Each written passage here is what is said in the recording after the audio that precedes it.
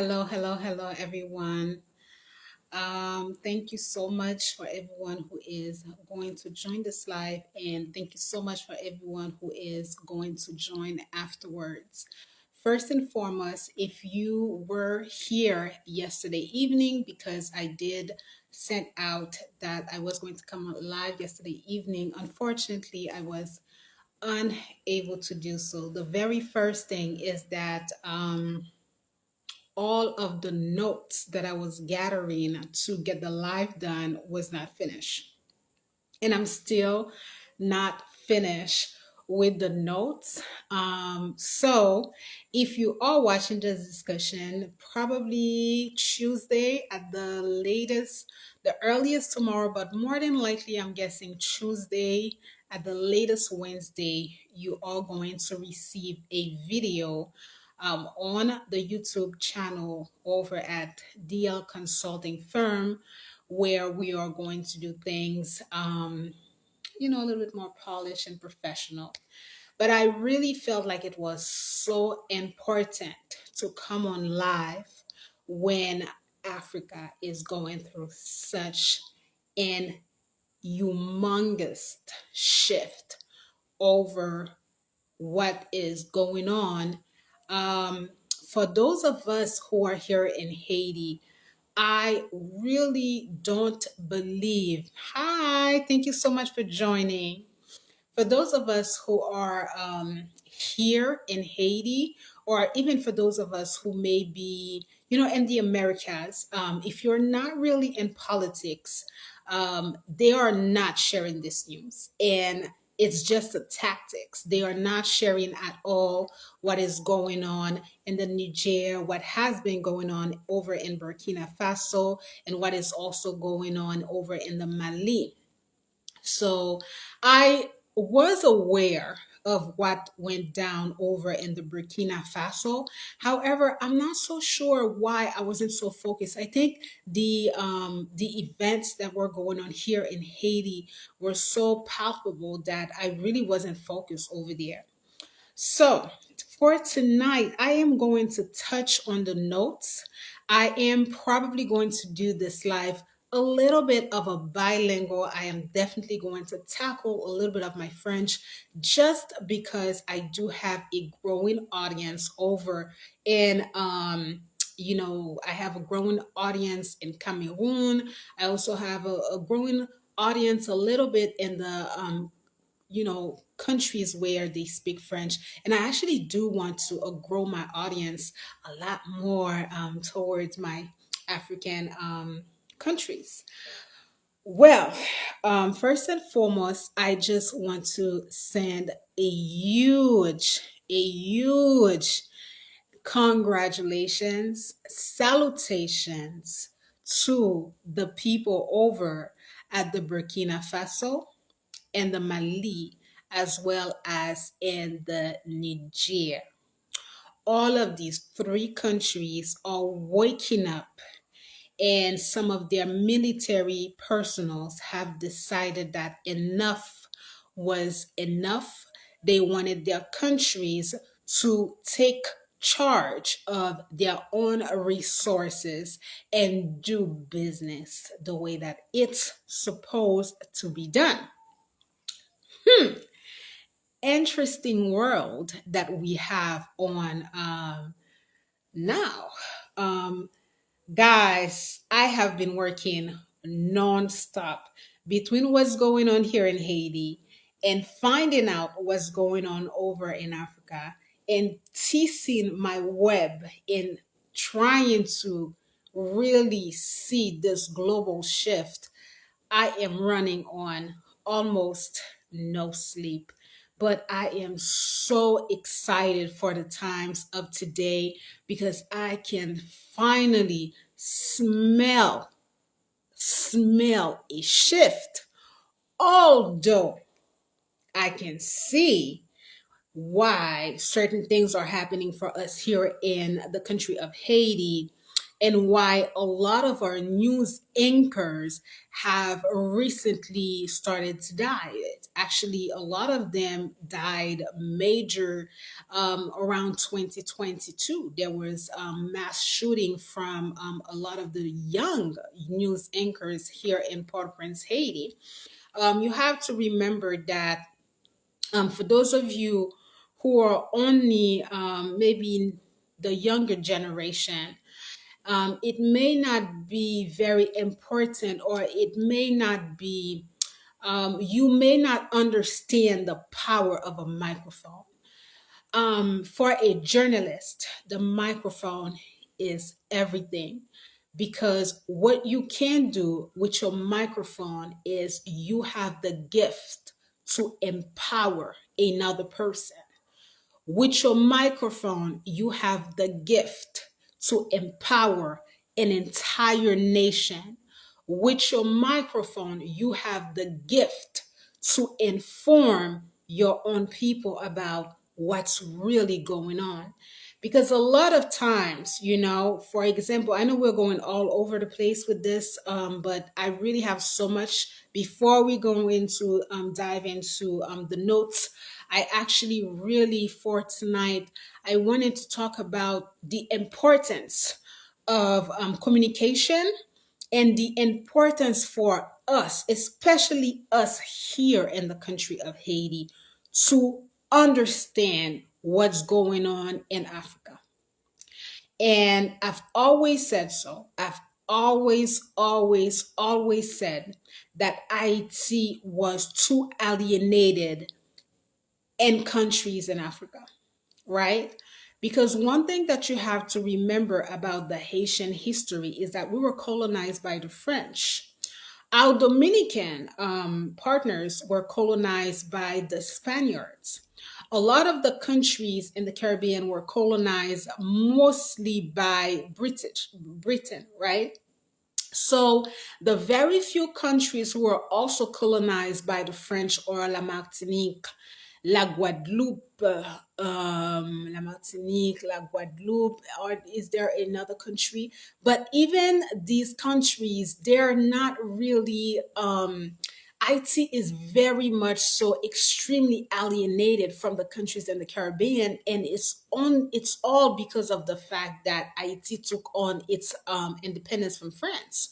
So they kept us at bay, and you're not really going to understand what I'm saying to you unless you've actually worked within the Caribbean, or unless you've not even visited, lived in another country in the Caribbean. But I'm going to say mainly unless you've worked with them, because in the last 10 years, I have worked a lot within other entities and other organizations in the Caribbean. Even when I was my last stay in the United States, there's always a tendency to get Haiti out of, membership in the Caribbean. It's always has been like that. And I feel like it's been like so because the people who are supposedly in charge, so the quote unquote leaders in the Caribbean, they have been coached as far as that Haitian people. They have been literally brainwashed as far as like us here in Haiti. So because we are in the Caribbean, they don't have a choice but to make sure that we get a part in whatever they have going on. But it's not really truthful. I'm going to be very honest with you. It's really not truthful. And myself, I had to take on the initiative to cut myself out from all of the association that I was a part of, because through the youth agency that I direct, because when Haiti went in through its upheaval last year, especially around that time, Haiti went into some major upheaval, major kidnapping left and right. Not one of these so-called partners that I had over in the Caribbean actually wrote to me to inquire about my well being, if I needed some support, how could they assist me, if there was anything on their end that they could do given what is going on here in Haiti. excuse me, not one of them.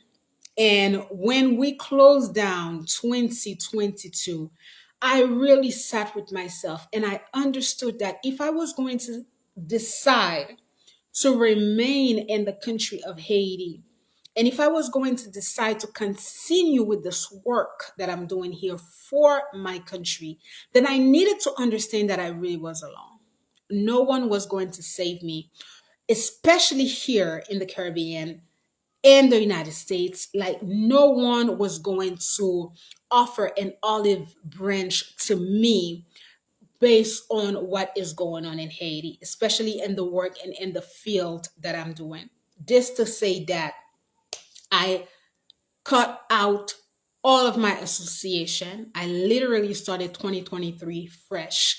I said to myself, my ancestors fought, and I'm not going to turn this into something else, but I had a lot of burst of anger in 2023 because IT entered 2023 again in depth. So I had a lot of bursts of anger, where I wrote out to some entities and I said, right here in the Caribbean, people who were on sites such as LinkedIn, and not once they would promote about what's going on, in Jamaica. They would promote about what's going on over in Turks and Caicos. Meanwhile, Haiti was the leading news as far as like everything that we were going.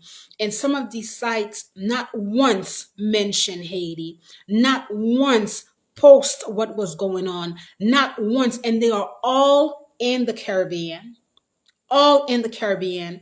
And I had to write to a few of them and ask them, when Haiti took on the initiative to take on its liberty, it did so for every black nation in the world. So today, we have the American people who have us in a chokehold. They have their feet on our neck, and we can't even breathe. And none of you have the courage to talk about what's going on in Haiti. So I literally had to have a sit down with myself, and I said to myself, well, your ancestor did it before. So why can't you muster on that same strength and understand that you too could do it as well? And you could push through. You don't need any partnership from organization, association, individuals who are not going to stand with you when you are in hell, because this is the status of Haiti since actually 2018. But of course, it's spiraled down since 2021. This to say that we here, not only in Haiti, but as Haitian, as people of the land of Haiti, we have got to make a drastic change and cut our ties with individuals, organizations, associations, and any government where their support is not honest. It's time that we say no. Today, today, I am overwhelmed with joy. I am overwhelmed with confidence.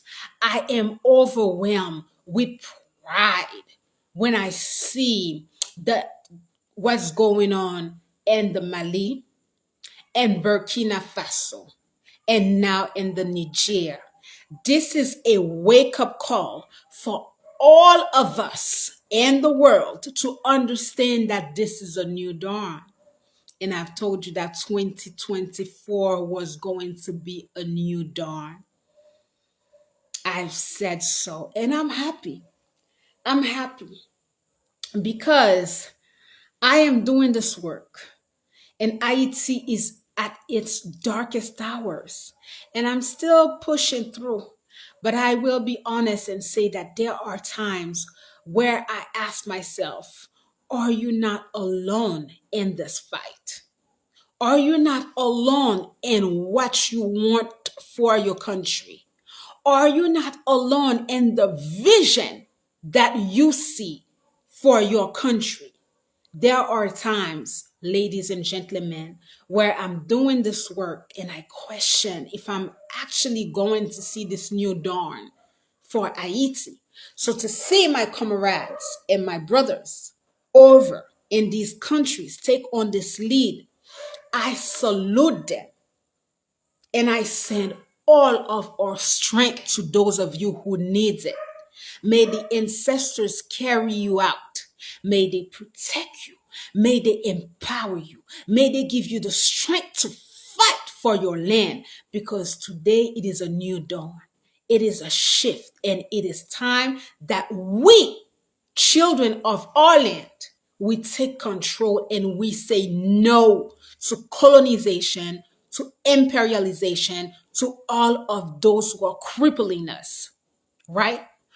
So we are not going to turn this into something else, because you guys know that I could really do so. But it was really important for me to come and to tell you about the revolution that is going on in Africa, because I highly doubt that the United States, I mean, I don't see one. I don't really watch the news, but I don't think that those of you who are non African, who are Americans.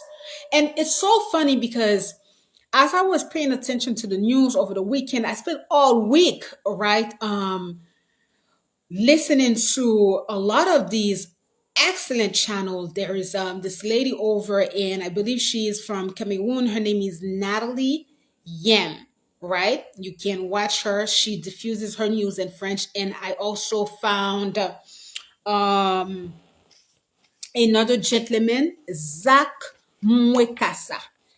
Zach Mwekasa, I have been completely glued to his YouTube channel. So if you really want to understand in greater details about, I'm going to read some of these notes for you as well. And I will have a video over the week for you as well, for us to understand, because I do see that my audience is a lot more growing toward the United States. And I highly doubt that the majority of you are aware of what's going on over there, over in the Burkina Faso, over in the Mali, over in now the Niger, with all these coup d'etat.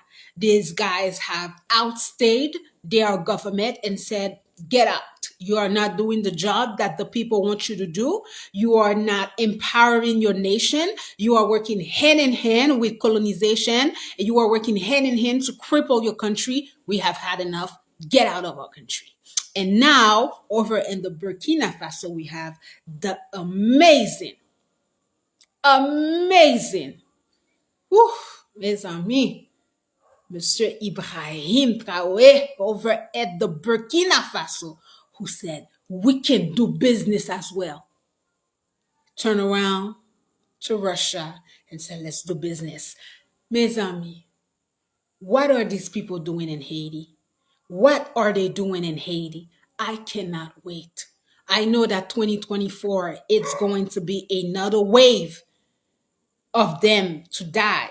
I'm just waiting for them to die. And then we're going to start to work for our country. So, because we're not going to be here all night, let's read a little bit from the notes, because I really want my audience to have a sense of the coup d'etat, what they mean, and why these coup d'etat are there, so that you understand. And as I'm doing this for you, you guys have also to go back and do your own research. You now, after I'm done doing this, you go over on the channel that I had over at Daisy Love 83, that YouTube channel. You go back to some of the videos, especially the 2019 playlist, and you listen to some of these videos that I have there with you. And the video that I have for the consultation, the DL Consulting channel, this is all forward thinking that is going on, that is going to happen here in Haiti. But guess what? Remember what I've said to you. It's all geopolitics. What's going on in Haiti right now is very strategic. It's extremely strategic, because one of the things that the United States would be damn is for China to get a foothold in the Caribbean, which could have happened and would have still happened if the past president of Haiti, may he rest in power, had played his cards right, if he had understood the depth of the game that he was playing, although everything was against him. But if China has a foothold through Haiti and the Caribbean, it's a game changer. So now, if you go back to the videos that I've put out for you over on my channel, DL Consulting Firm, you go back to the reconstruction phase of Haiti. This is all forward thinking, and it's going to happen. Mark my words, it's going to happen. These guys, it's over for them. It's over for them. So let's go and let me read for you a little bit about some of these events, right? So what we have now, we have a coup d'etat. Now, for those of you who do not know what is a coup d'etat, it's when you get a usually it's made by military personals who just overthrow a government, right? So let's just say that Haiti had major coup d'etat. Haiti had a coup d'etat in 1991. It had another coup d'etat in 2004, and this is all because the United States didn't really like the president who was democratically elected here in Haiti, which was President Aristide. I covered that over on my YouTube channel, Days Love 83. So that's what is a coup d'etat. It's a coup. It's kind of like a government is in power, and sometimes you have other personals and but still military, and they're like, okay, we're just going to march and we're going to take on. These guys cannot do it, and they need to get out. And usually, sometimes these presidents are ousted out of the country. They get in exile, and um these three countries that we're going to talk about, they gave their own government the coup d'etat. They organized it. So these are countries where these military personnel or their interest is their country. For Haiti, it has always been the United States that gave president coup d'etat when they're just not happy with the way things are turning out. When you're too popular, when you are not really into what they have going on, when they don't really like you, when you have a more tendency to become a little bit more socialist, when you look toward countries such as Russia, when you are really a little bit of a communist person, they're like, that's not our guy. And usually for Haiti, it's easy for the United States to give coup d'etat to the Haitian army because, as I've covered to you before, the army here in Haiti, it's like we're gonna go deep into it, but everything that we have here in this country in Haiti is the United States who gives us that. So it's easy for them because everyone is working for them directly or indirectly, even when we do economics. So the fight that these guys in Africa are having, and they are really it might just be easier for them to do this fight. For us here in Haiti, it's going to be a very challenging task. Why? Because the majority of our population are over in the United States of America. And I know that there are Haitian people who look at the United States like, it's a great country. And I'm not going to say that I don't understand where they're coming from, especially if these people feel like IT has never given them anything. Even when you think about even my own generation, or let's say if I had children who were maybe, young adults, teens, a lot of these kids are born in the United States or living in the United States. So the fight that IT will have to win will not be the same way as that or these countries over in Africa that are banishing friends, that are telling friends, we do not want you here anymore. You are not doing good business with us. You are stealing our resources and we do not want you here. So hopefully I'm going to be done and then we can do a little bit of comparison. But I just wanted you to understand just a little bit about what I'm talking about and the position of Haiti here. All right. So the first coup d'etat that we had it in the Mali, right? So most of these countries are in West Africa. Okay. So it happened on August 18, 2020, and it happened by Colonel Assimi Gaita and the Colonel Major Ismael Wage, and they overthrew their puppet president, Mr. Ibrahim Keita, who was in power since 2013. So this coup d'etat happened in 2020, and that's already 3 years. Excuse me, 3 years since it happened. I was extremely unaware of that. Now, over in Burkina Faso, on January 1st, 2022, we have a first coup d'etat that the Burkina Bay, that's how they call them, did. What was the cause of it? Failure of the government to contain the Hidaish insurgency in Burkina Faso, organized by a group of military officers. They overthrew the president, Wok Mark Christian Kabore. The military installed at its head Mouvement Patriotique pour la Sauvegarde et la Restauration, avec at its head Paul-Henri Sendagaro Namiba in its leadership, right? So that was on January 1st, 2022. The Burkina Bay, they decided that, okay, the president, he's not doing his job. We are going to overthrow him. So they did. As soon as they overthrew him, they made a movement. The movement, it's like a patriotic movement. And what they did, they elected the a colonel. His name is Paul Henri Sendagao Damiba. And they said, okay, you are going to become the interim president. He was the interim president on February 20th, 2022. He was supposed to be the interim president for a period of 3 years. But guess what?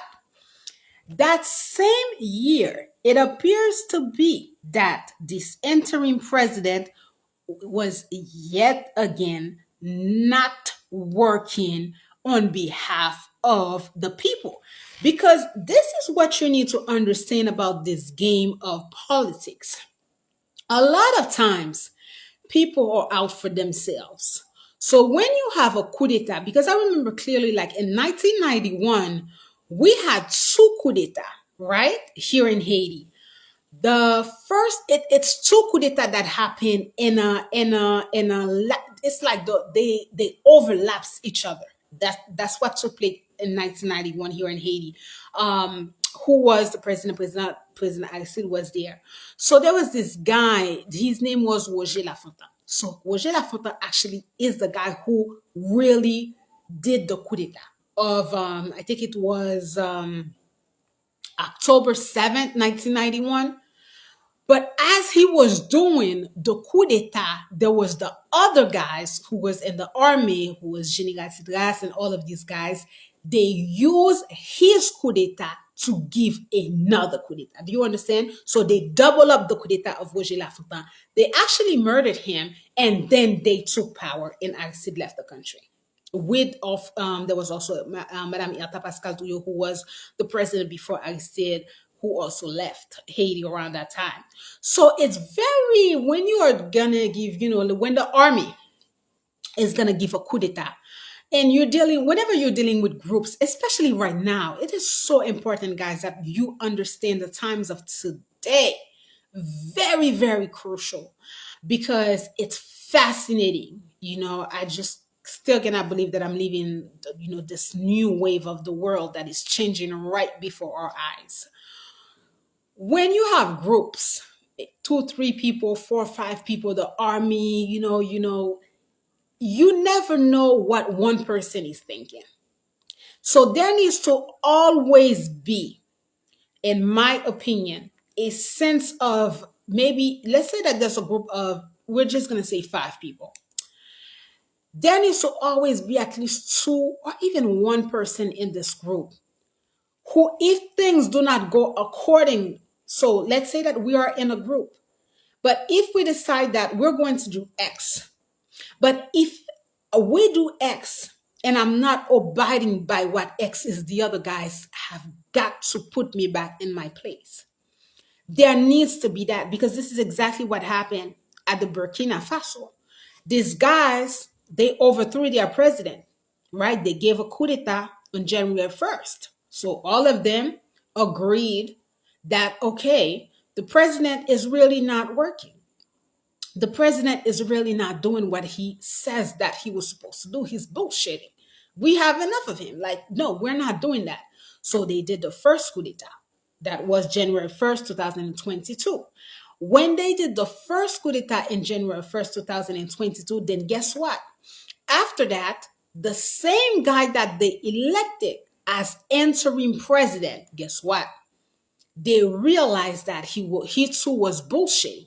They realized that, oh, hold up, he is really not doing what we wanted him to do. Because the situation over in these countries is that they have a group of terrorists. They call them the Hidaish, that is going around and killing their people, killing their militaries, killing their personals. And the president of their countries at the time, who was elected since 2013, he was not doing anything. He was sitting there not doing much, just like puppet governments, not doing much, trying to do diplomatic things. Meanwhile, civilians are dying, military personnel are dying, the police is dying, and they don't want to really touch on the issues. They just are leaving this population for themselves, right? So when they gave that first coup d'etat and this guy came, he became he should have been the interim president for 3 years. The army people quickly realized that he was actually not doing, so they had a plan, and here now they elected this guy, and this guy is not doing shit. He's not doing anything according to what they had. He's not working for these people on behalf of he's just not doing anything. It feels and it looked like he's actually working for himself. So a group, let me read for you the notes. So now, on September 30th, 2022, there was a second coup d'etat organized by the junta military special force Cobra at its leadership, Captain Ibrahim Traoré. The reason: failure of the interim government to uphold their capacity at defending the population of Burkina as well as the interests of their country. The interim president, Paul Henri Damiba, resigns on October 2nd, 2022. On October 14, 2022, Captain Ibrahim Traoré gets elected as the interim president of Burkina Faso. So, as I said to you, this guy gets elected interim president. He's not doing shit. He's not working on behalf of the people. He's not working on behalf of the interest of the country. So there's a group of military called the Cobra over there, and they said, "Oh no, no, no, no. This is not the agreement that we had. You are not doing your job," and they march on him. Okay, so they overthrew him, and they said, "You need to get out." And Captain Ibrahim Traoré quickly became, the people were like, "We want you there. We want you as our interim president." Now, mind you, this guy is only 35 years old. We salute over here in Haiti, okay? We salute big time over here in IT. So, the interesting thing about this young man is that as soon as the people of his country elected him, he said, you know what? We've done business in the past with France. We've done business in the past with the United States. It never bolted well for us. We are going to do business with Russia. So they invited him recently at a big meeting that Russia had with other African countries, and he was there. I could not believe my eyes when I saw this. I said, Lord, Lord, Lord, when am I going to be able to flip the table for my own country? And it's going to happen. It's going to happen. So, this is what took place over in Burkina Faso. So, we are at 2 years ago or last year's 2022. My dear ladies and gentlemen. Oh, Seigneur. Merci. Merci. On July 26, 2023, Niger gave its first coup d'etat, not Nigeria, because I know some of you might just confuse these countries. We are over in West Africa. We're talking about the Niger just about a month ago, right? So let's read the note. On July 26, 2022, 2023, there was a coup d'etat over in the Niger organized by a military junta by the CNSP, which is the Conseil National pour la Sauvegarde de la Patrie, which is basically a council for the country, right? They take on the office of Radio Diffusion Television of Niger and announce the destitution of the current government presiding by Monsieur Mohamed Bazoum. On July 28, 2023, General Abdurrahman Chiani is proclaimed president of the Council National for the country, Conseil National pour la Sauvegarde. Oops, are we still here? Yes. Sorry, I think that my light switched. Conseil National pour la Sauvegarde de la Patrie. So they named this guy at the head of excuse me guys, it's very, very hot for me. They named this guy at the head of the country. Now, reason for them to overthrow their government is the same shit. Bunch of puppet people that are Mr. Bazoum Zeobal, not doing anything. Failure of the government to support the well-being of its citizen. Failure of the government to uphold the interests of the country in favor of its citizen. Failure of the government to provide adequate security to its people and army personnel.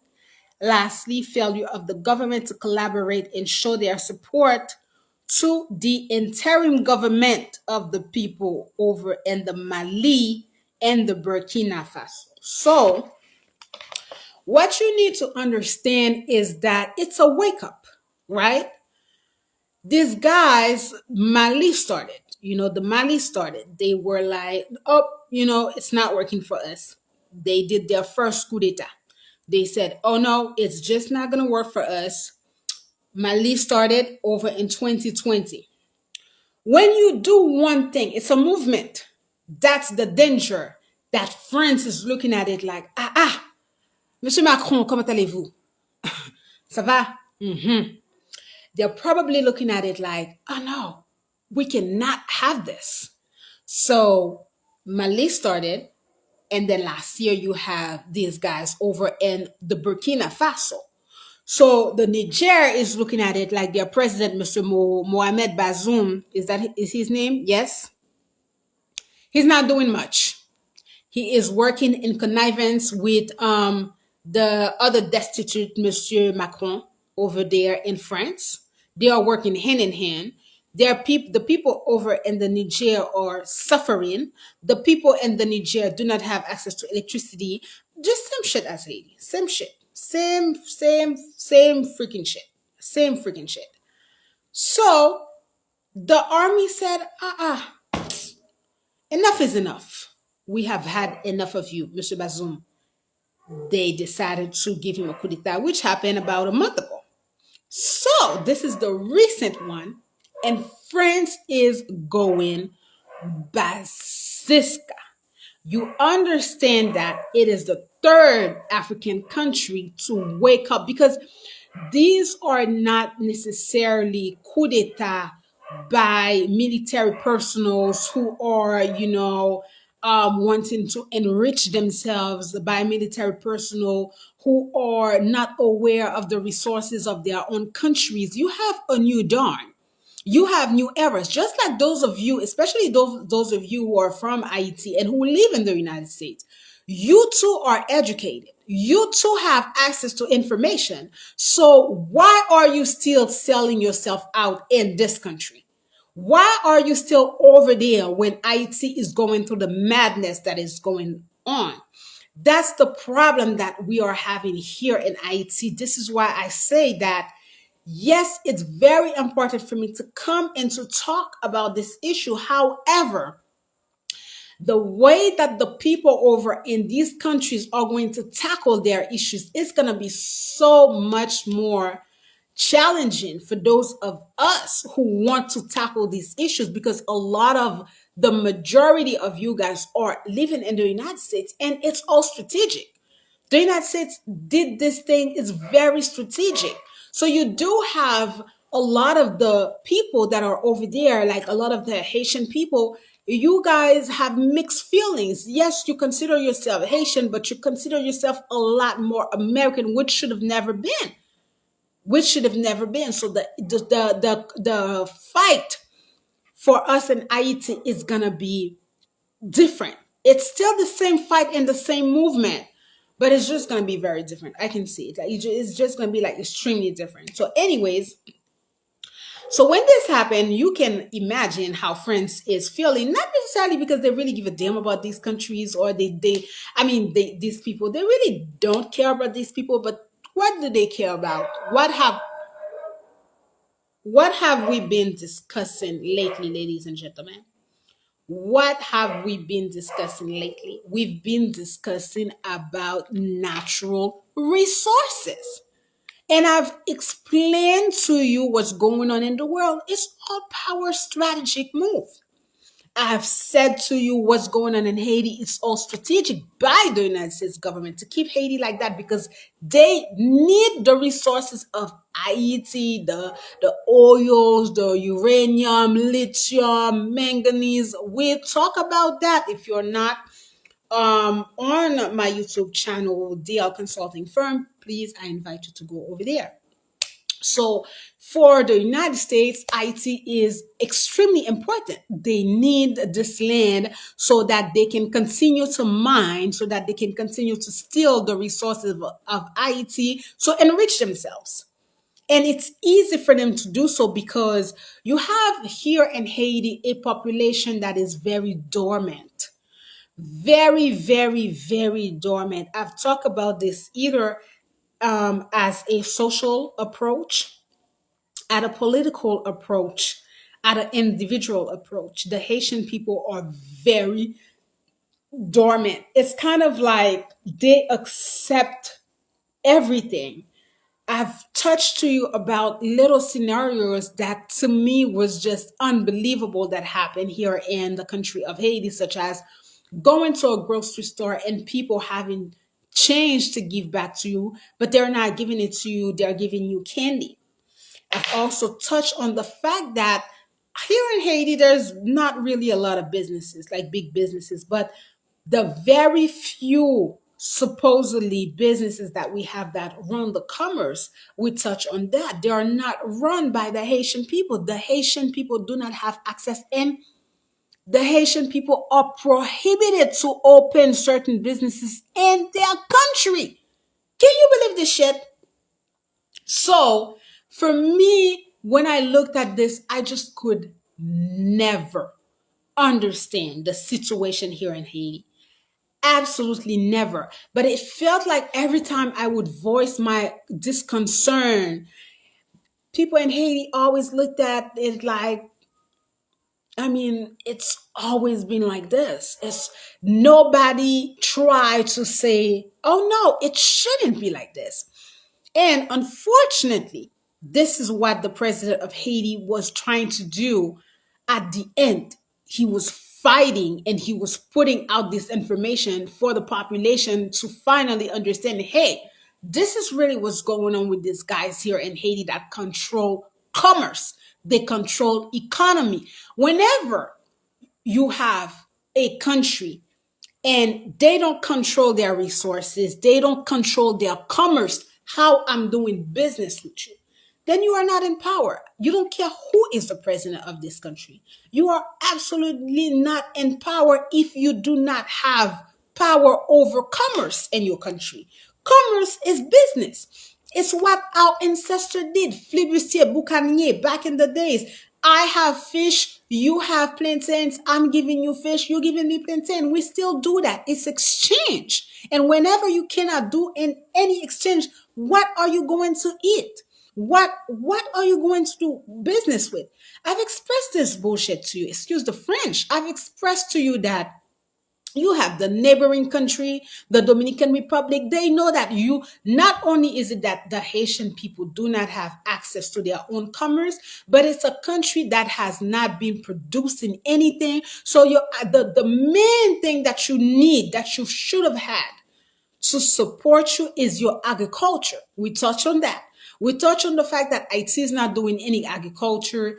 IT is not doing any aquaculture, culture, anything that Haiti should be doing for its citizens to be able to eat. They are not doing that. So you don't have any type of commerce in this country. So you can't even begin to be doing business. But we still have our natural resources. Now, how many people really in this country, outside probably of people who are in governmental position, how many people truly know of the natural resources of Haiti and what good they are? How many people understand what lithium is for? How many people understand what manganese is for? I'll be very honest with you, because I'm not going to sit here and tell you that I knew this and I knew that. I always knew that IT had access to natural resources. I knew that IT has access to gold. I knew that IT had access to uranium, but I didn't know that IT had access to manganese. I didn't know that IT has access to copper. And this is why I love the work that I'm doing now, because I am learning so much through this work that I am doing. So now I understand why IT plays such a key in the global world. So it's the same thing with these countries over in Africa, because the very interesting thing that you need to realize, that almost everyone has been talking about, is the fact that when you're looking at countries such as the Niger, right? It's a country that is giving to France so much electricity. I've never been to France. I've never been to Paris, but I know that Paris is gorgeous. 24-hour electricity. All of these resources are from Africa. But the African people, they don't got no electricity. Goodness. You are using your own resources. You know, these guys over in Africa, they are very kind. They are very kind. They are very, very kind to their president. They are very kind in the manner in which they are giving this coup, because they are not really killing anyone. They have not killed any president. They just tell them to get out. I can be a little bit cynic, a little bit criminal. For me, in the country of Haiti, there is, in my opinion, no such thing as giving any pass to any of these guys who have been sitting in governmental position. To me, the politics of coup d'etat, boulekai, is very... Ça tient toujours pour moi. Because I believe that how can you not be in the interest of the people of your country? How can you look at, see, for presidents to deal with other government and keep their people in such suffering? There is a degree of hatred that you have for your own people, which is very prevalent in the country of Haiti. I mean, we're not going to turn this into something else, but if we had to go into the social issues of Haiti, we've touched on that. It's major. What's going on right now in Haiti, it's done because people don't care about the Haitians. None of these diarrheas. They care about the Haitian. No matter who you are, I don't give a damn.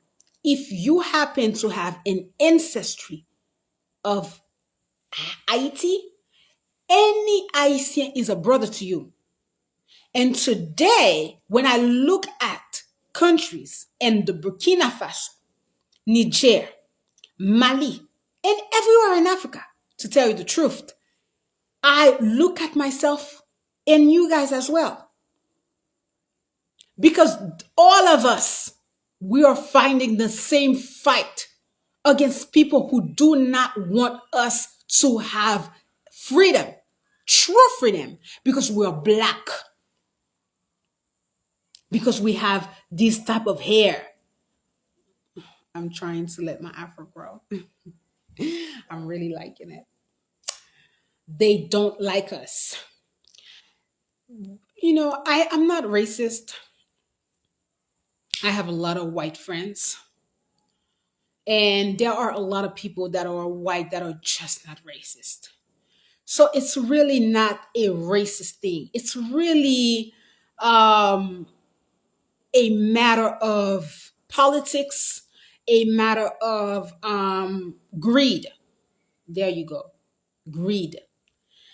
Because for France to be using some of these countries in Africa for such lengthy time, they have to have with them government in Africa that comply with what the bullshit that they are doing. Just like here in Haiti, with Haiti and the United States. The United States, it's easy for them to do whatever they want in Haiti because they know they can buy these guys. Their politics is very different. See, the United States, they deal with money. That's the politics of the United States. And we're going to touch on Donald Trump. Because you guys know I'm going to bring you the truth. I'm going to bring you things from different perspective. I'm going to ask you to look at things differently. See, the United States has a politic of money. Money talk. They know that. What's the price? How much? Or I can buy Daisy. How much? They'll keep putting the money in such a way that if you don't have any integrity, if you don't have any strength, you're going to succumb. That's the US. Because at the end of the day, even if they give you the money, guess what? They're going to turn around and they're going to take that money back. But these Haitians, they're dumb. They never understand that. I mean, we saw what happened. They give you the money. Everything that you see that is happening here in Haiti, it's funded. It's funded. It's funded by the DR. It's funded by the US government. It's funded by the people over in France. It's probably funded by some of the countries in Africa because it's money. It's money. It's all about money. These kids, we talk about that. Where do they get their guns? A lot of these kids, you should see them. They are so skinny. Their hair is red, meaning that they are not eating properly. They're not getting the proper nutrition. It's a job for them. They don't even know how to shoot. They just give them guns and tell them, a lot of them are barefoot on the streets. They don't even have the proper gear to hold their guns. There are kids who have been left out for themselves. And the United States, the people in Haiti, military, they're just using them up.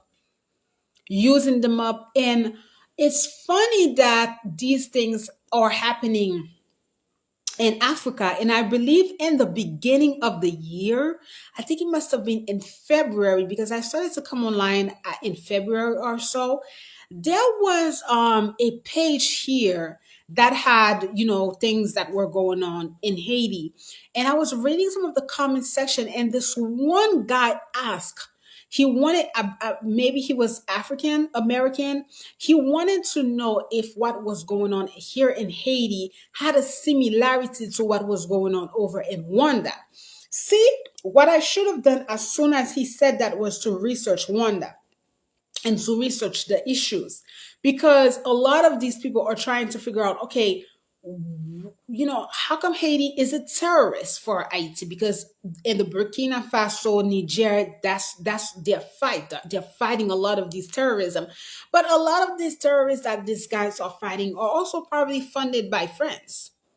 They also probably, it's the same game that they play. This is why it's so important for us over here in IT to understand what's going on over there, for you to wake up and smell the coffee and realize that it's a game that they are running circle around us. They are playing a game and running circle around us in order to get us to be like this and to use up all resources. As I said to you before, ask me again where this madness came from in Haiti. Total, complete chaos, complete madness with a level of killing that is unbearable. And today, what do you have? You have what they want, which is, okay, how much can we take? Because we are now going to send military force on the soil of Haiti. Hopefully, you guys were able to catch the two videos that I posted regarding Kenya's involvement in IT. Monsieur Ruto, who says that he wants to come and give support to IT. Meanwhile, Monsieur Ruto is looking for money to pay off Kenya's debt. It's all money, guys. I mean, I'm not going to be doing this forever. I've told you before a lot of times, when you want to understand how things are going, you got to understand what's behind it. And 9.9 times it's money. 9.9 times it's money. The president of Haiti has been murdered since July 7, 2021. Monsieur Ruto. Before that, I believe it was Monsieur Uhuru Kenyatta, who was the president of Kenya. Where were you guys? Ah, where were you guys? As soon as the president of Haiti was murdered, where were you guys? I've always said so to you. We talk about this. I've told you so. I've told you that the president of Haiti died, and not one head of state asked to support the country. Not one head of state came and said, can we send force? Can we send army personnel? Can we send something for you? Haiti was left out for dead. So now we are in 2023. Yes, the situation is pretty tough. For us last year, it wasn't so tough. So Kenya all of a sudden wants to send their troops to us. What are you, what do you want? Money. It's a deal. Let's not forget, as I said to you, they are in the quest of money. They have a lot of debt. Kenya has a lot of debt. Listen, Kenya has not paid their people. You can research this shit when I'm done. It's all factual. They have not paid their own employees. The government couldn't pay the employees. They owe approximately 70 billion euros, and they are not receiving any support because of the war in Ukraine. The United States is not able to give them money. The European Union is not even to give them money. And the new government is saying, no, no, No, we are going to pay our debt. We are going to pay our debt. We don't know yet how, but we are going to pay our debt. So c'est sous do Haïti ou pral vin payer dette ça. Monsieur ou to fè ou nan les petit. Marché sous 13 ou pour pas payer 14. Sous te ça. Marché sous 13 ou pour pas payer 14. Fè ou. Anyways, woof. When I tell you that doing this work can take you to a whole other space, I'm telling you, these people do not understand that they are playing with fire. Okay. So now let's turn a little bit because we're doing global politics. We're going to touch on everything. I told you what is going on over there in these countries. You guys need to follow and understand what's going on in these countries. It's the same thing that is going on for us here in Haiti with the difference that I'm going to be really honest. First of all, you guys know that we don't have any military in Haiti. Like I've seen a couple of discussions. We only have the police force. It's very weakened, extremely weakened. The police officers do not have any. First of all, to go to war, you need, I've always tell you that, your mental has got to be the number one thing.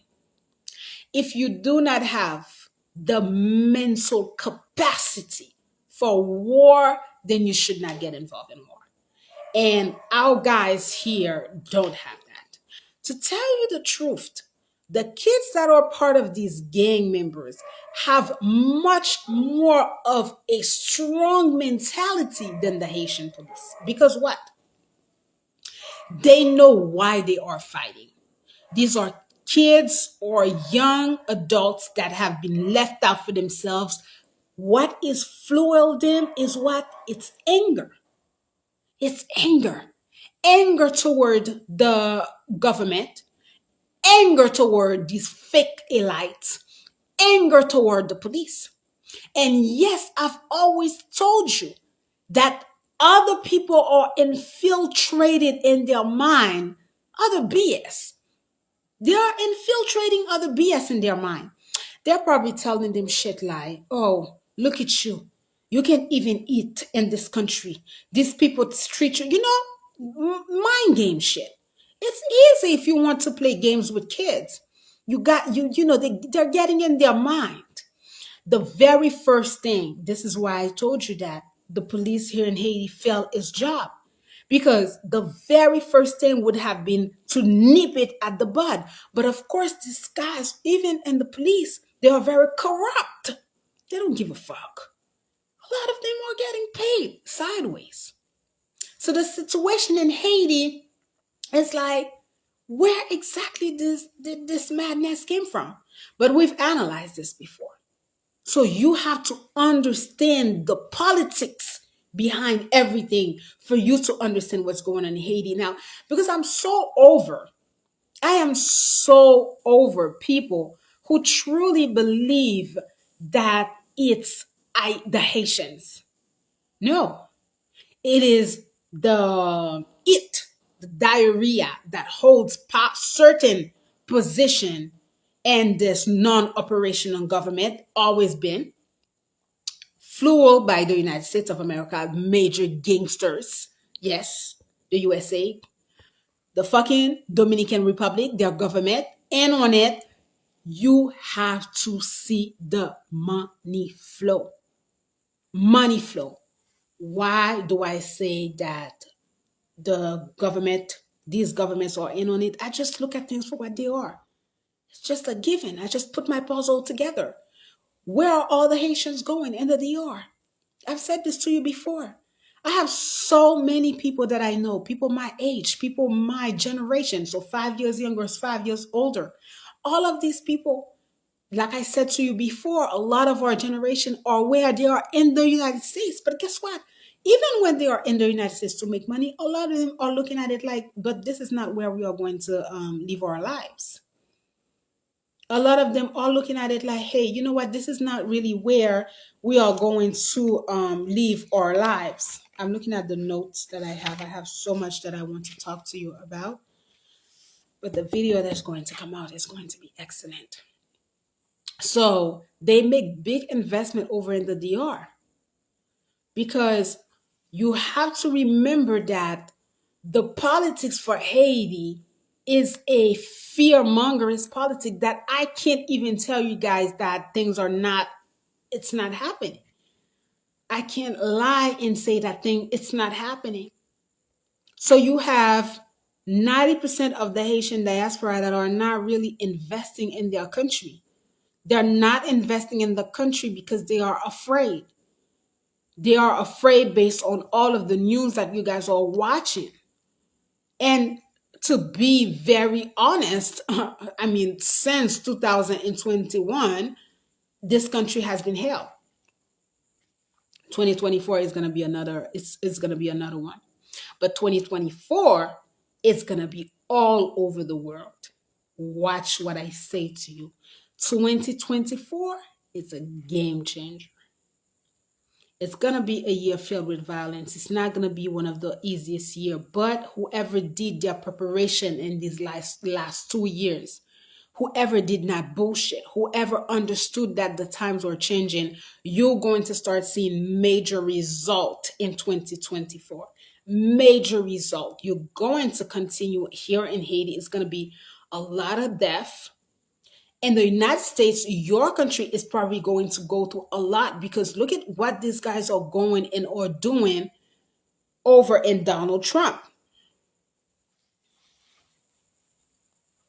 Indict him. I wasn't really paying attention, but I think they took him and they did a mugshot. This is all for them to first of all mock him.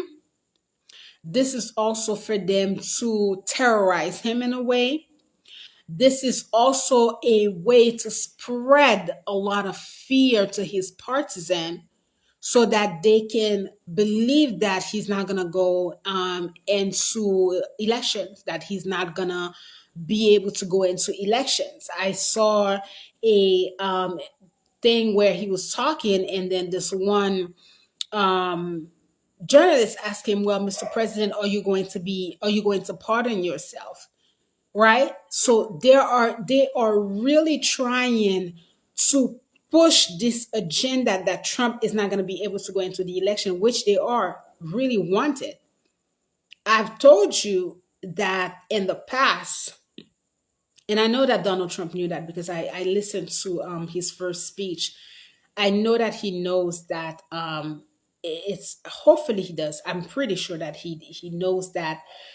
See, this is not this politics shit. This is not a game that you want to get into if you don't know it, because the level of taking out that is going to be, it's gonna be a no bueno. And to tell you the truth, these are years where you definitely need a degree, a little bit of a criminality in front of you, because it's either you go or the next person go. And what is it going to be? Because you guys understand that some of us are not going to die.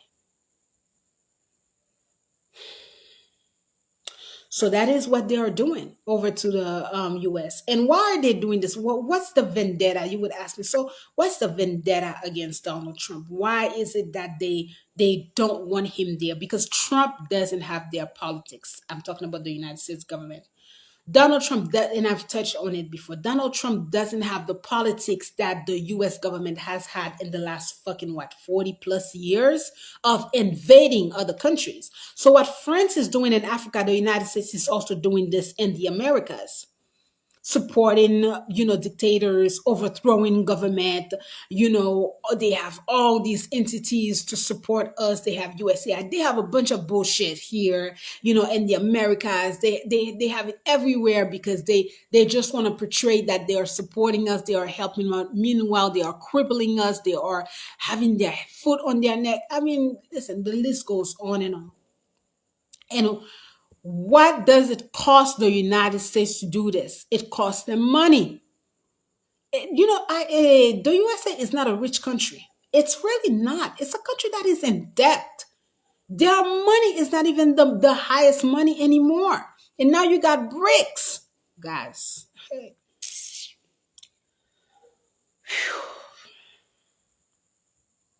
if there is anything that you should be doing, for those of you who are watching me, is to freaking vote for Donald Trump in 2024. I mean, hopefully I'll be able to vote. You have got to vote for him because the politics of the United States they have a politics where it's all ego. It's all about wanting to have the monopoly and the shift that's going on. China is definitely moving ahead. The Chinese government is very smart. They are extremely patient and extremely strategic. These are the two things that you need to have in this life because it's still very much shake like it when I look at the fact that I've been living in IT for 5 years straight, it like this is my, I guess, maturity, because in the past I've never done that. But I think it's because I understood, especially entering 2021, especially after the assassination of the Haitian president, especially after that assassination, I knew that the shift had begun, and I knew that I had to choose where I was going to stay, and I chose Haiti, right? So the Chinese government is very, very patient. It took them years and years and years and years to build on. But what did they build on? They built on their military. They built on their military, and they built a lot on their strategic move on developing partnership globally.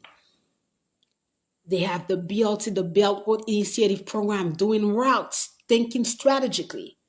Be like, okay. So by the time the USA was catching up, China was already moving forward.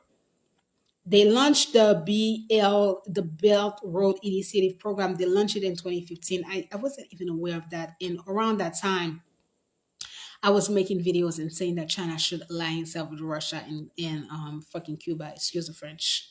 China and Cuba. That's what I was saying. Because I've always known that what's the purpose to be in any type of alliance with the USA. However, I really believe in the candidacy of Donald Trump because he doesn't have that politics. You have to remember that Donald Trump is more a businessman. So he doesn't really give a fuck about other countries. What he gives a damn about is what kind of money move are we making in the United States? What kind of money? See, people like Donald Trump, these are people let me tell you what my dad used to do when we were kids. So when we were kids, a lot of time when we were eating at the dinner, we always had a little food that it's left on the plate. So maybe, a piece of meat, maybe a little bit of rice. Like we never finish everything. And that was the one thing that he went around or plate and grabbed everything and he ate it. Because he said nothing should be wasted. You should not be wasting. See, these are people who understands the value of money because they had to work to get to where they are at. They understand that why are you wasting this? People like, well, no longer myself, but people who grow up in ease and people who always have never really to fight for certain things too hard, we tend to not give a lot of value to certain things. But Donald Trump, he's looking at all the freaking money that is going away from the country. And he's looking at how the United States is trash. It's trash. I don't even have I don't talk to my younger sister all the time. She lives in the state of New York City, and I just cannot be sitting there and entertaining her because she's always trying to tell me about how the trains are dirty, about how the people are sleeping on the train, about how the homeless, and all of these things that I know too well. I live in Massachusetts. All you have to do is go down Tremont Street in Park Street by the pond. You go down Harvard Square by the pond. Homeless people. And freaking Los Angeles, homeless people. Look at the trash in LaGuardia. This is what Donald Trump, he doesn't want that shit. He's looking at freaking Dubai. He's looking at, all these countries over there. Look at how much money Beyonce got paid to go play in Dubai. Dubai is the new it. He knows that. He knows what he's talking about. And he said it in an interview. I don't know what's the vendetta against the man. If the people of the United States want for the USA to have a seat at the table in this new world order, Trump is your guy. That's it. Trump is your guy. He is the only guy that makes sense. He is a businessman. He understands the game. He is a strategist. Listen, this don't get me started with Joe Biden. I'm not gonna talk about him. I'm just not. And that woman, the vice president, I just cannot. I will not be able to sleep tonight. Excuse me. I'm not gonna talk about Joe Biden. I'm not gonna talk about him. I'm not. Because at this point, I don't know. So we understand the vendetta that these people have against Donald Trump. They just don't want the man there because the man doesn't have the policy that they have. He's not like, what's their fucking policy anyway? They just want to be bullies. Europe is crumbling like freaking, look at freaking France. Italy is turning against France. The prime minister of Italy, oh, I have this. I was going to talk to you about the CIDO, but let's turn around and look at what the prime minister of Italy is saying because France criticized them. Right? France went and, fucking Macron criticized them, talking about that they were disgusting, blah, blah, blah, blah. So they went in, and the prime minister, she's a woman. Her name is Madame Giorgia Meloni. She openly criticized the French president, Monsieur Emmanuel Macron, on February 10th, 2023 his decisions of inviting the Ukrainian leader to a summit that was held in Paris. Now, you understand that currently Russia is having a war in Ukraine. And it's all politics. These people are looking at it like, listen, Russia still has a lot of strength. Russia is really not one of the countries that people want to go, at war with like that. And here you have freaking Mr. Macron who wants to define the Russians, and he is inviting Monsieur, what is his name? Monsieur Volodymyr Zelensky. So he is the Ukrainian president. He got invited into a summit, right? So let's see. During this meeting, Madame Georgia Meloni states, quote, the irresponsibles, because Emmanuel Macron had criticized them of being very irresponsible over in Italy. So she says, the irresponsibles are those who bombed Libya because they were concerned that Italy would obtain important energy concessions with Gaddafi and left us facing the chaos of illegal immigration we are facing now. Disgusting is France that continues to exploit Africa by printing money to 14 African countries while charging them met fees, and by children labor in the mines and by extract of raw materials, as is happening in the Niger, where France extract 30% of uranium it needs to run its nuclear reactors, while 90% of Niger population lives without electricity. The solution is not to transfer Africans to Europe, but to liberate Africa from some Europeans. Madame Georgia Meloni continues to point out the apparent poverty over in Burkina Faso, where the extraction of gold is being exploited by children to finish where? And the reserve of no other than the country of France. Further elaborates how France print the money of Burkina Faso while they have one of the richest resources of gold. If this is not a mockery I don't know what is, but I've always said to you guys, it's simple. It's really basic. I've said this to you even at an individual level.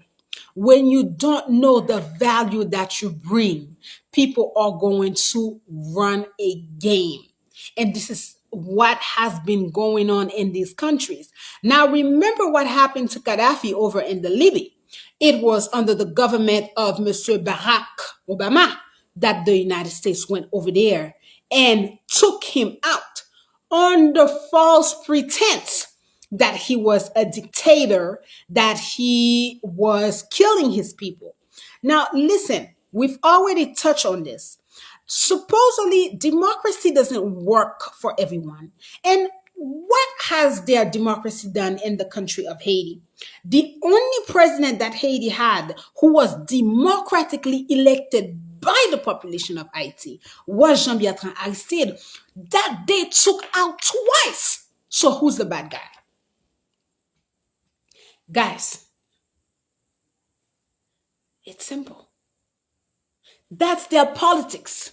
Whether it is the France, whether it is the United States, it's their politics to keep us at bay. So now you have the prime minister over in Italy who's saying, hey, listen, France, Macron, we have enough of you. You were an accomplice with the USA to kill Gaddafi because you were afraid that Italy was going to receive more contract with Libya for resources. Guys, this is fascinating. Hopefully you guys get to, do a lot of research and understand what is going on globally. So now France is really, I know my coin's probably not sleeping at night. If he cares to, he probably doesn't give a damn. These guys, they never give a damn. Right. But I'm pretty sure he has a lot to think about these days, especially with the last squid, the Niger, and you got the prime minister of Italy. Because one thing that you have to understand is that the European Union is looking at it like, hey, listen, you are not going to bring us and drag us into a war in Africa. We're not going to do that because they have said, they've been saying that from the notes that I've read, that they were going to invade the Niger.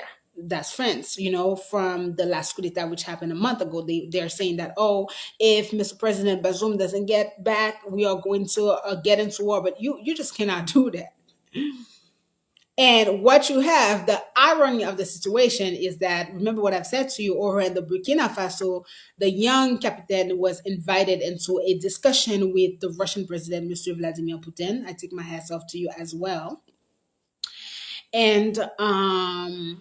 And the meeting, he alluded, so Captain Traore alluded that, hey, our brothers over in the Niger are also going through it. They've just recently overthrown. So this is the solidarity, the brotherhood solidarity. And this is why I'm bringing this to the forefront, because we need to know what's going on. Because even when I'm looking at it, like, this is why the United States is such a interesting country, because you guys have so many black people over there who claims, when I made the video about the fact that blacks in America were black Americans and they're not African Americans, so many people are ready to tear me apart. But how many of you are even aware of these countries in Africa and are voicing your opinion or are standing up for something? We who are right here in the Americas, how many supports are we getting from black Americans? None.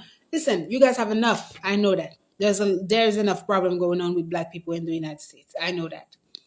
But this is just to tell you that there needs to be a shift in the mentality of what we're talking about. Because if we can all unite and have one force, now I'm talking about it's people versus puppet government. People versus puppet government. This is where we have to unite ourselves. We have to unite ourselves. We have to say no. Those of you, some of you people, kids that are living over in the United States, you can never come to countries like Haiti to live.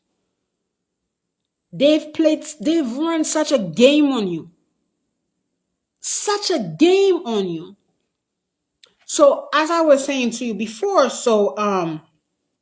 you know, Macron, I don't know what he was smoking, was saying things like, oh, we're going over there, we're going to invade the Niger because we want Mr. Bazoum to be back in power. He was democratically elected by the people. Meanwhile, the people are out on the streets and are claiming and are saying, hurrah, we do not want France anymore. We do not want the soldiers of France. So the European Union and other countries are looking at it like, listen, Macron, we are not trying to go into a war. If you and your country want to go invade the Niger, you are on your own. And on the other hand, this is where I told you that the devil is a liar. Good will always prevail in life. Bid or time. Yes, they've been at it for a long time, but the time has come.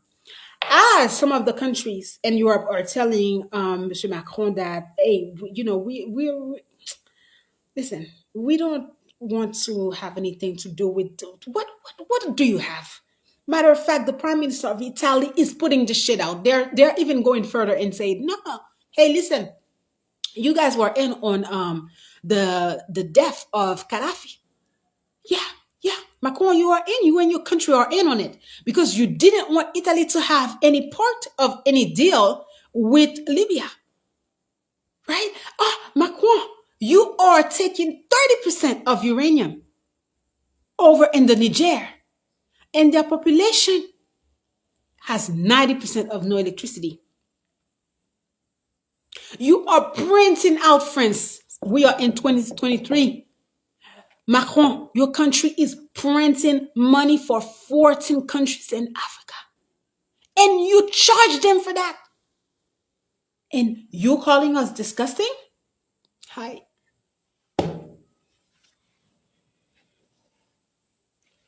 So even if we go back into history, do you see why the French will never like any Haitian people?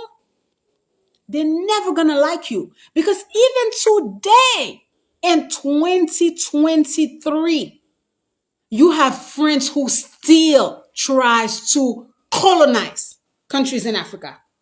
And meanwhile, they had Haiti at their beck and call, and we took them out. We're like, get the fuck out. We don't want you there. That was 200 plus years ago, 1804, 2023. Haiti should have been a top country in the globe. Haiti should have been the country to teach all African people, or not even African, all countries where they felt like oppressive. Haiti should have been that leadership. But today, look at the state of Haiti. And they use it, honey. They use it against us. Oh, baby, they use it. Because what is the very first thing? It's the mindset. The very first thing is always the mindset. And they've instilled through the freaking madness that's been going on in Haiti, they've instilled a lot of fear into the on Haitian. I mean, listen, you know my story, so I'm not gonna sit there and tell you all these things. They've instilled fear. How many Haitians are really here in Haiti? Right now, if I took a poll, that's the sad thing. If I took a poll about how many Haitians want an international force on the Haitian soil, I'm very, very, very certain that the majority would go toward having a force here on the soil. And for me, it's a no because it's their own tactics. Yes, our kids are, they're going through it. The population in general is going through it because I didn't go into detail about what went down in Haiti. Like I said to you before, it's very important for me to keep my mindset stable because if my mind is not stable, then I cannot do my work. So a lot of times I tap out. So I may just be in this country, but I'm tapping out. So I'm just not, my body's here, but I'm not here. The beginning year, this entire year was filled with violence for us, and next year is going to be even worse. That's what they want. I've always known that. And you do not have any leadership to connect the dots. There is no trust among Haitian people. There is no brotherhood. Where was the police? Even between, there is nothing in Haiti. This is why I say that it's a fascinating movement, and I applaud my comrades over in the Niger, in the Burkina Faso, in the Mali, and the other ones who are going to wake up and do it. But for me here in Haiti, I know that things are not easy like this because the mindset of the people of Haiti is very different. It's very, very different. You need a complete eradication of these individuals here on our soil. All of them. They need to not be ousted because they get ousted, then they come back. They need to be gone from this earth. They need to be gone. They need to go join Satan. That's what they need to do because they are filled with greed. They don't care. As we know, everything that happened is contract kills on contract kills here in Haiti. It's it when you do not know this game of politics in here in Haiti. So anybody at the moment, I wouldn't recommend for the people, the young people, the youth, the guys that are outside. We need to figure out who is manipulating them. These are our guys. Yeah, the kids that they are saying that are gang members. Nah. These are the kids that we need to empower because they are, for them, what they are doing is justified. They are justifying their actions. They are justifying their action based on the fact that they go weeks with nothing to eat. No matter what they do, there are no jobs in this country, or there are jobs, but it's not out in the public. They know that they are against people who hate them, people who don't want them to be anything.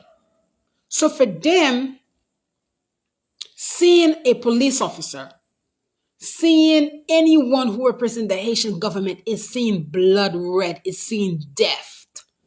They're looking and they see the there are three powerful emotions that run through the vein. Because guess what? What can make you kill another man? Love. By all means necessary, you're going to protect your family. So if the life of your kids, your spouse, your brother or your sister, mainly your family, is in danger, reflects automatically you going to kill that person. You don't care that you are at odds with your mom. You don't care that you are at odds with your child. If anybody is stepping in front of your kid, you are ready to kill. So love is a powerful emotion. Love makes you do things that you wouldn't do, right? A lot of us, what make you do certain things for someone is love. It's because I love you. How many people usually wait for me to come? It's love. What is the second other emotion? Is hate. Same shit. Love and hate. Same coin, different face. Hate will fuel you. When you nourish enough hate, you snap. How many murder cases that we know happens? Wow, I would have never imagined that. Well, that person just snapped. They hate you. There are seeded hatred. Seeded hatred is a hatred that from a friend, from someone who pretends that they like you, that they love you, but they don't. They hate you. A lot of times, these hatred, people do strategic things, just like the United States hates Haiti. They've always hated Haiti, but their hatred is different because they are using you. They are pretending that they want, but it's all a mockery. And what is the third emotions? It's fear. Fear will make you react quickly, but react in a very different type of way. Fear, right? So you have to be careful with those emotions. With the population in Haiti, you have two things. The kids that are now a part of this freaking madness of gangs, what's driving them away is hatred and fear. Hatred for the people who have put them in the situation that they are, because a lot of them know that they weren't raised. A lot of them understand that the actions that they are doing is blatantly criminal. And then you have fear because now that they have engaged in these criminal actions, they know that there is no way out for them. So fear is driving them to do it. Fear. One time I was out in the woods and I was over in Massachusetts. And where I go for my walks, there are a lot of snakes. But I'm not someone who used to be around snakes like that. So I didn't know the reflex of a snake, right? Usually, for the most part, unless it's a very venomous snake, like a snake that is out there to kill you, snakes, for the most part, are just about their day. They're not going to bother you if you do not bother them. But a snake that is getting ready to attack based on fear, put its neck up, right? So here I am going for my walk and I'm coming from the wood, but I'm just walking, I'm enjoying, it's all wood.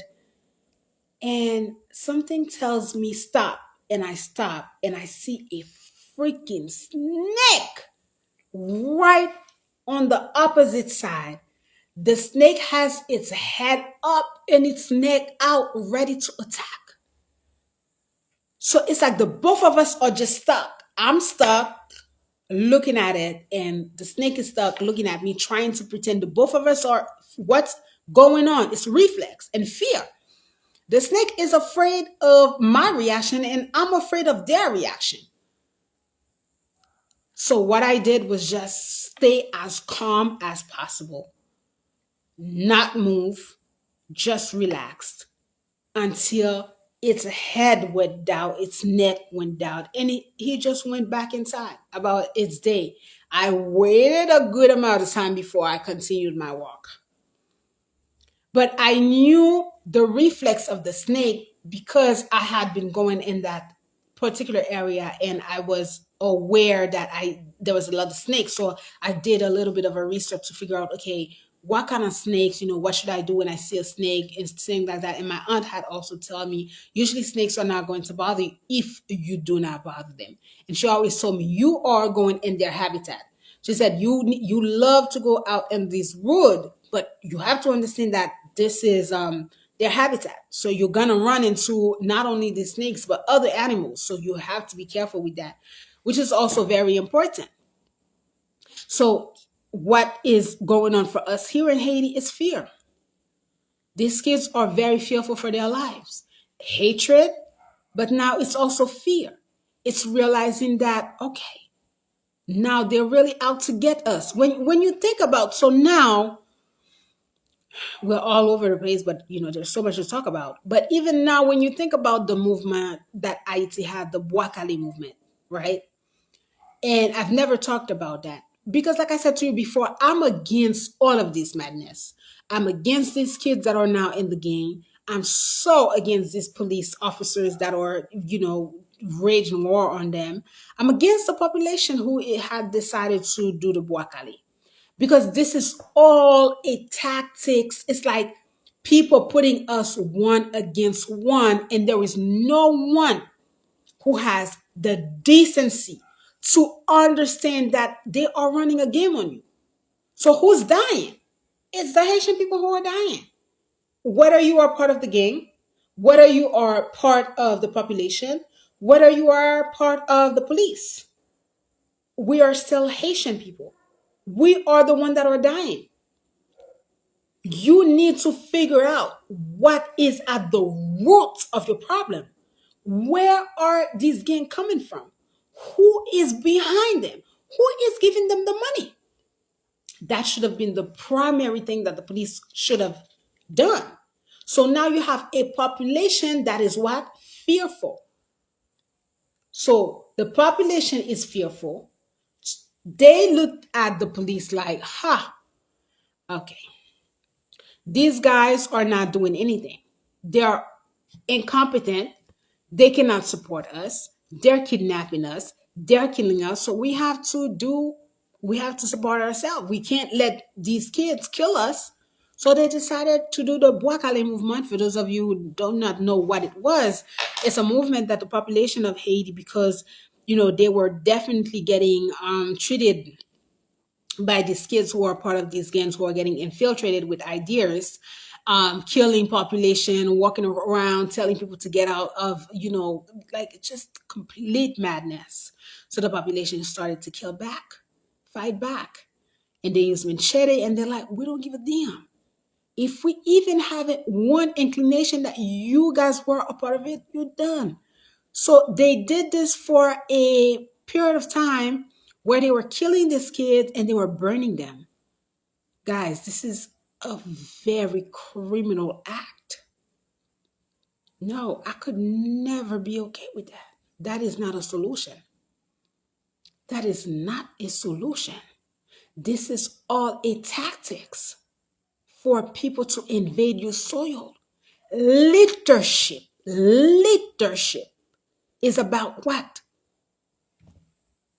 Being able to have strategic, being able to control, being able to serve a problem, being able to stay and say things like, no, that's true leadership. True leadership is not saying that I'm okay with the population.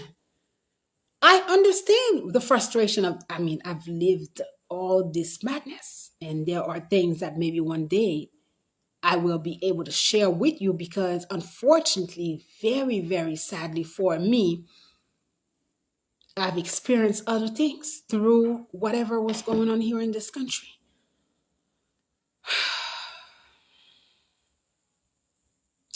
But I know that it's not, the problem is not the police, it's the puppet people that are governing.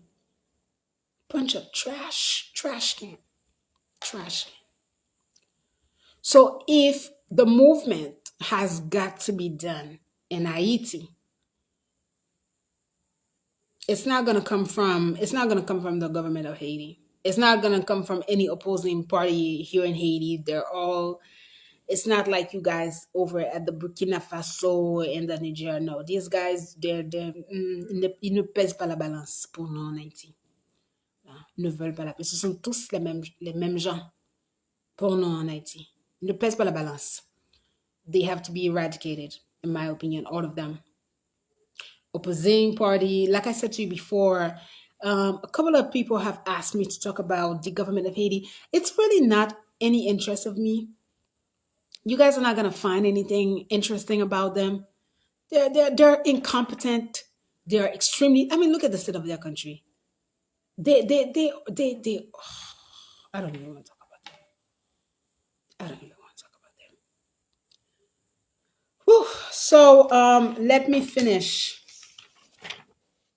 Now I have to tell you this much. So let's go back now to the over in the Niger. So in Africa there is a, what do you call this thing? It's basically a group of association, right? It is called CDAO. So CDAO is the acronym in French. and it stands for Communauté économique des États de l'Afrique de l'Ouest. So basically, CEDEAO is kind of like this. They similarly are like would be just like the OAS, which is Organization of American State, and them they are a group of countries over in West Africa that are supposedly there to support the economic of their country. So, what are the countries that are a part of the CEDEAO? Let's read.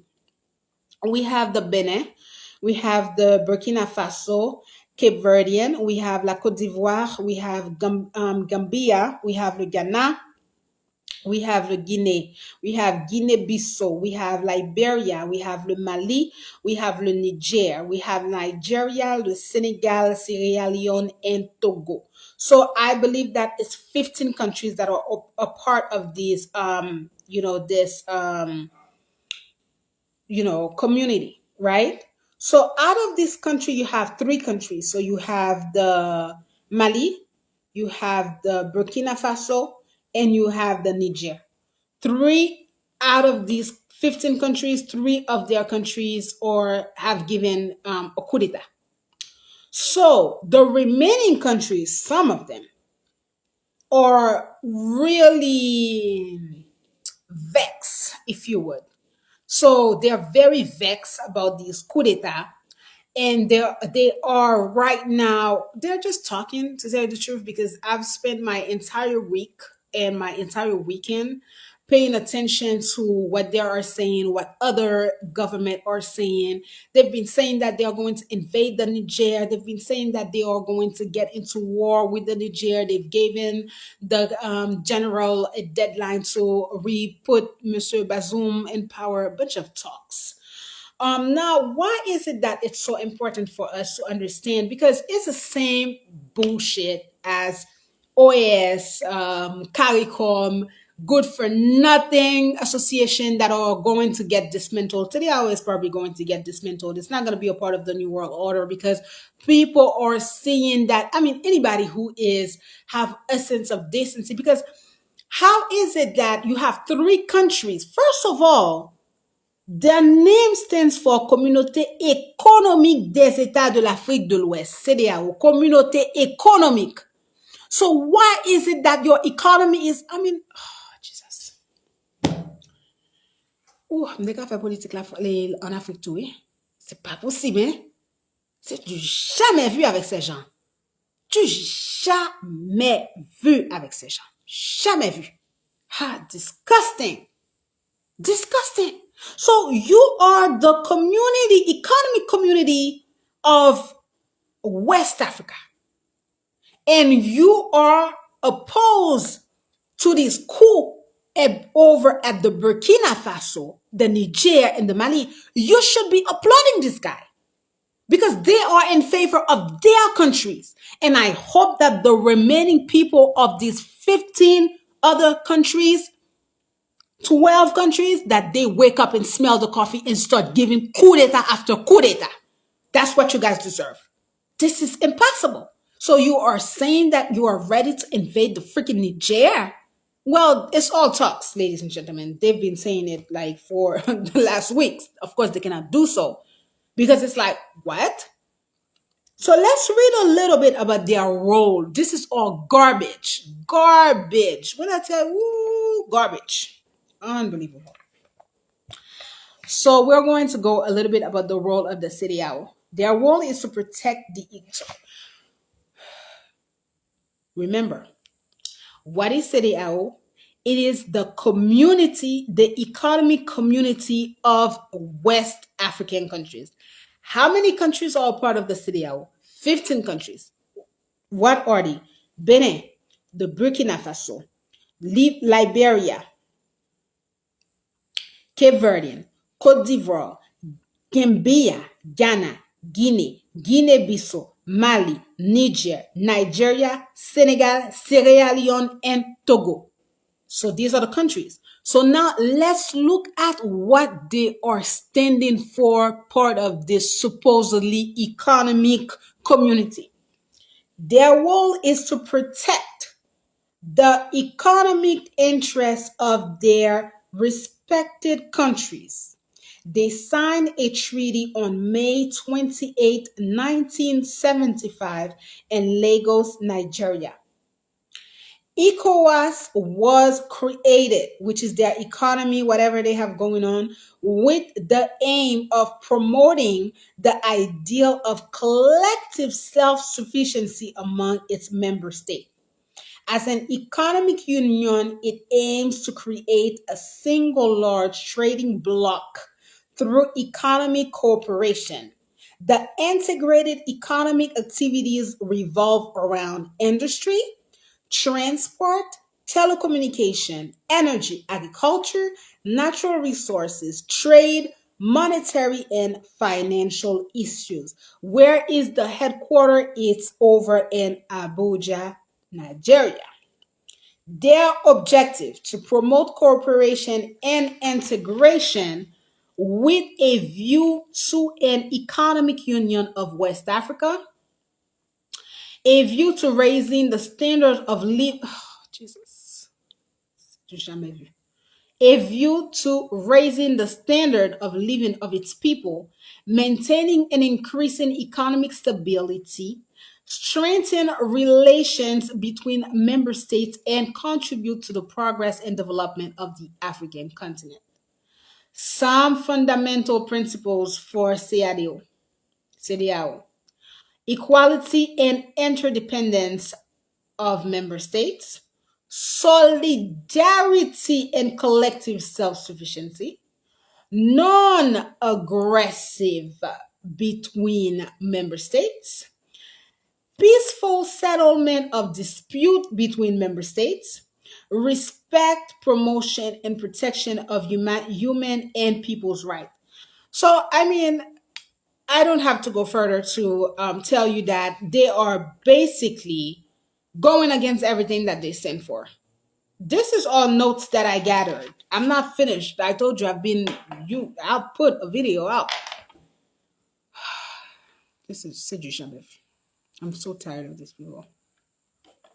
So CEDEAO stands for Economic Community of African West Africa.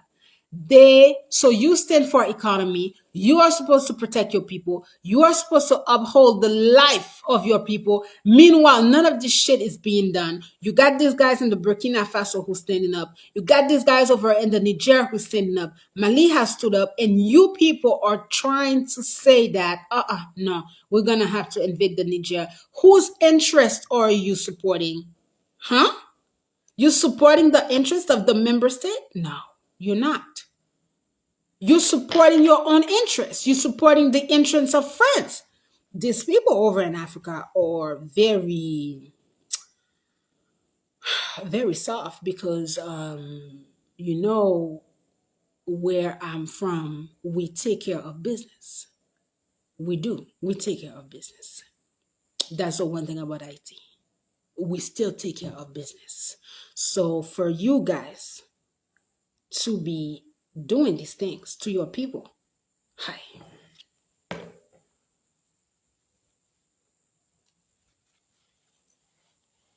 A damn shame. A damn shame. They have endless meeting. Please follow the channel of Natalie Yam, Natallie, and then Yam, Yamb, and then Zach Mwekasa. Zach, Zack Mwekasa. How do you spell your name, Zach? I had it written down for you. Mwekasa.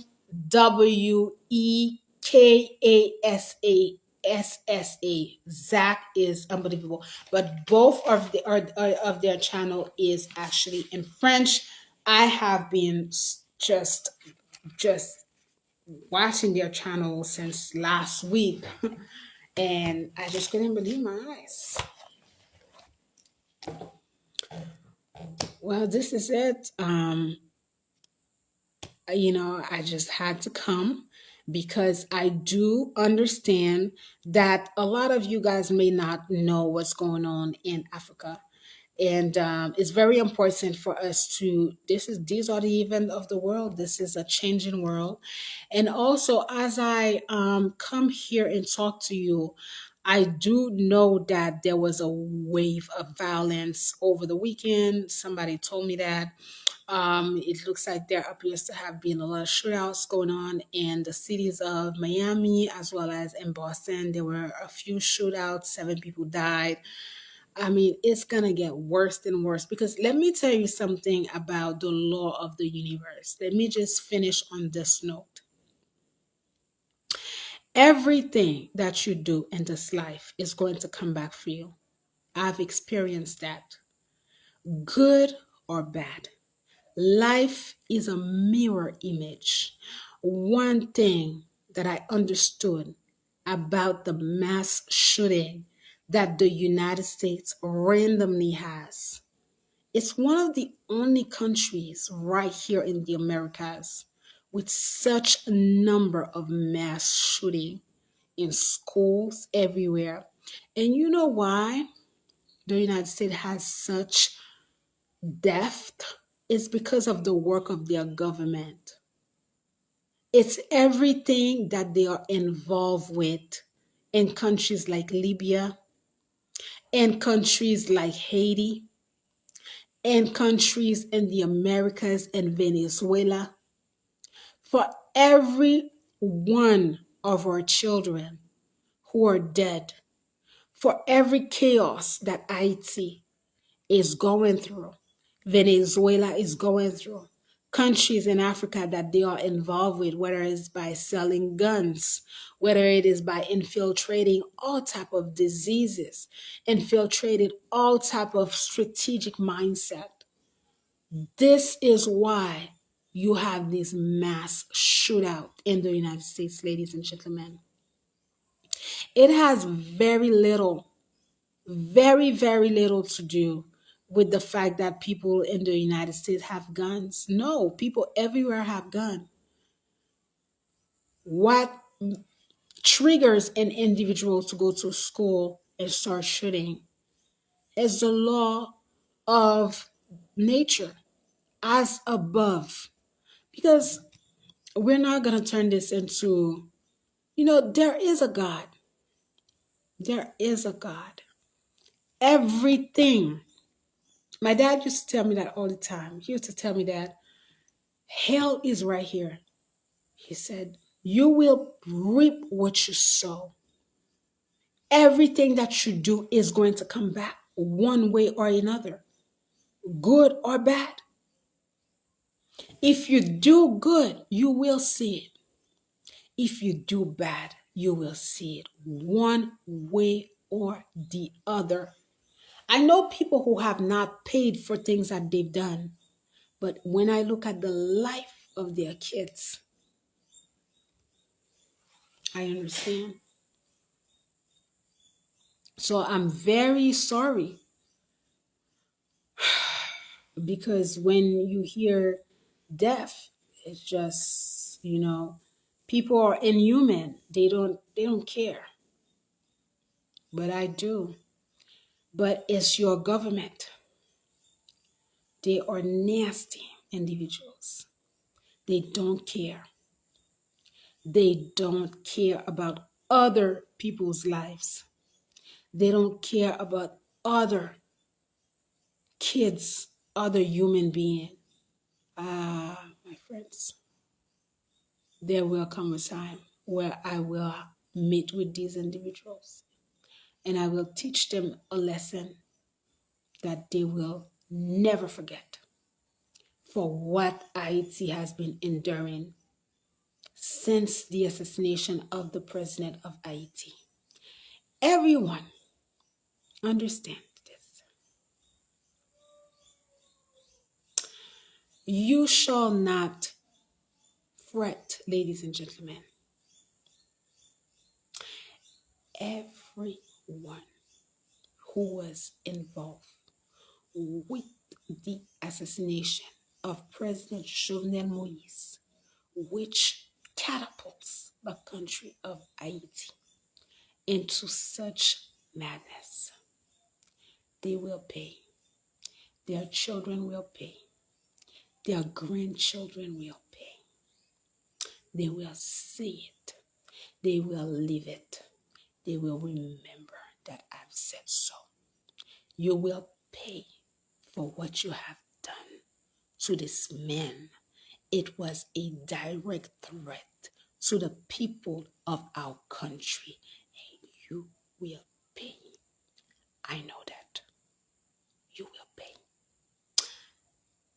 You will pay for this gruesome assassination that you've done on the person. Everyone, I don't care who you are, every one of you will pay.